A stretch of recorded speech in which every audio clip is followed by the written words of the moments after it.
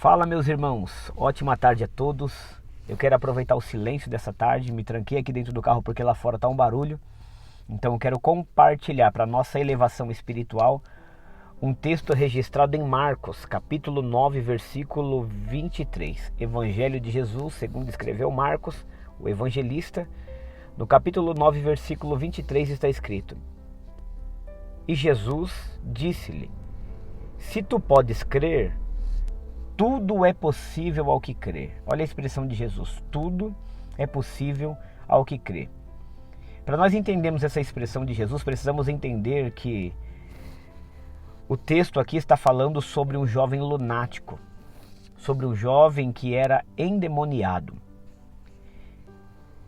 Antes de Jesus encontrar esse jovem endemoniado, antes de Jesus encontrar essa figura, Jesus estava lá no Monte Tabor, onde aconteceu a transfiguração, onde aparece Moisés, onde aparece Elias, os ícones do judaísmo, os ícones do Antigo Testamento.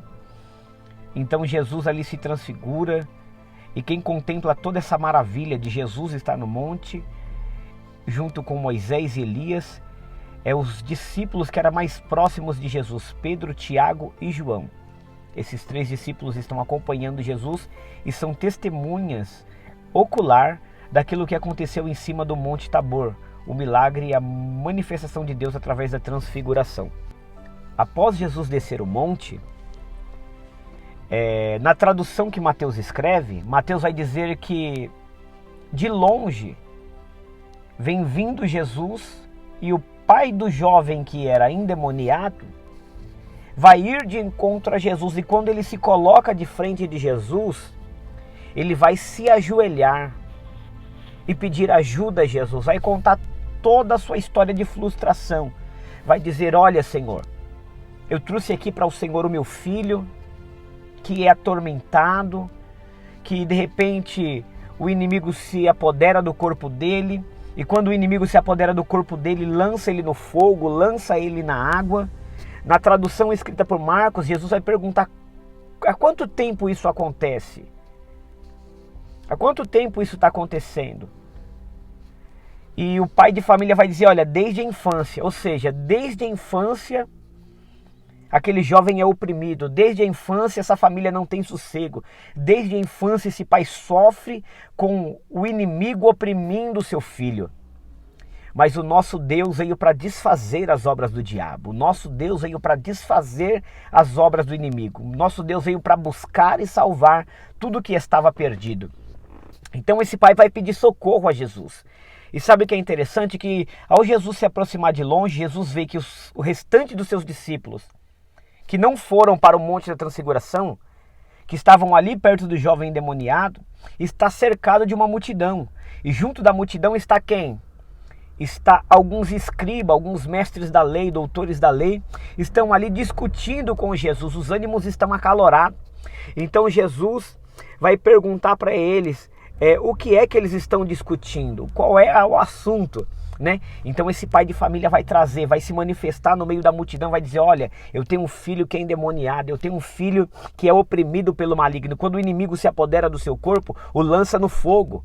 Quando o inimigo se apodera do seu corpo, o lança na água. Quando o inimigo se apodera do seu corpo, ele começa a convulsionar, ele fica totalmente oprimido, fica totalmente descontrolado.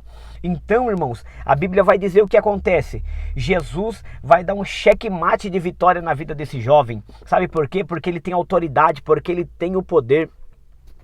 A história do pai de família estava comprometida, porque o filho no judaísmo representa a linhagem. É ele que vai levar o nome da família adiante, é ele que vai levar a descendência da família adiante. Ou seja, a história daquela família estava comprometida, a paz daquela família estava comprometida.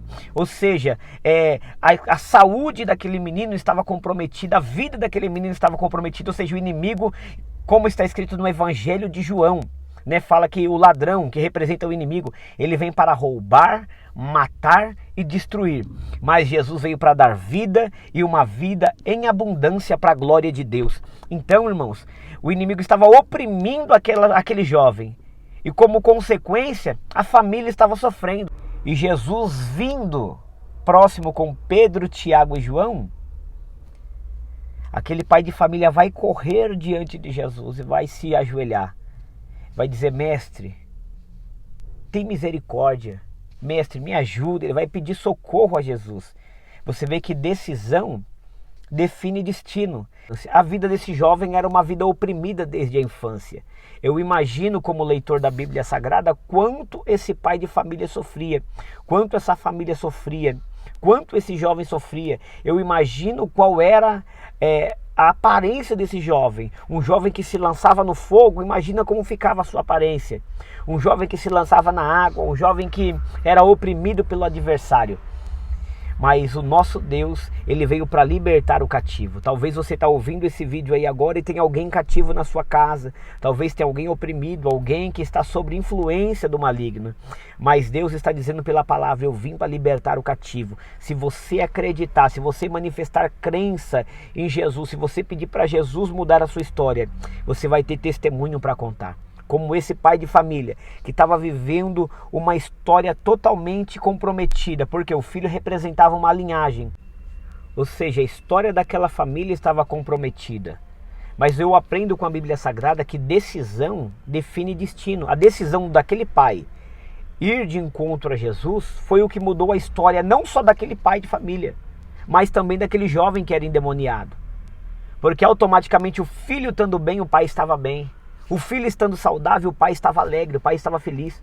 Então a decisão daquele pai de família de ir até Jesus definiu o destino daquele jovem.